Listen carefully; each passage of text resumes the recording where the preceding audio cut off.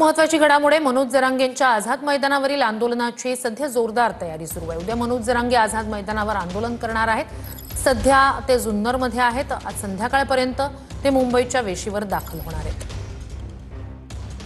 अधिक या सगळ्या संदर्भात जाणून घेऊया आपले प्रतिनिधी अक्षय मंकणी यांच्याकडून। अक्षय, काय तयारी सध्या आझाद मैदानावर सुरू आहे? ऋषाली, मनोज जरांगे पाटील जे आहेत ते असंख्य मराठ्यांसह आज रात्री मुंबईमध्ये त्यांचा मोर्चा जो आहे तो घडवणार आहे।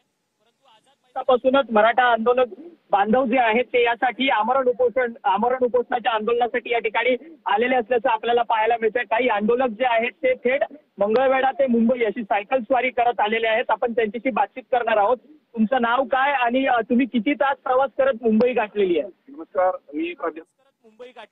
नमस्कार, मी प्राध्यापक विनायक कलुबर्मे, मंगळवेढा। प्रत्येक दिवशी आम्ही 13 तास सायकलिंग करत होतो। मंगळवेढा ते मुंबई हा 400 किलोमीटरचा टप्पा पूर्ण करून संघर्षयोद्धा मनोजदादा जरांगे पाटील यांच्या पाठीशी उभा राहण्यासाठी आणि गोरगरिबांच्या कल्याणासाठी आम्ही या ठिकाणी आरक्षण मिळावं यासाठी आलेलो आहोत। खरं तर आपण पाहिलं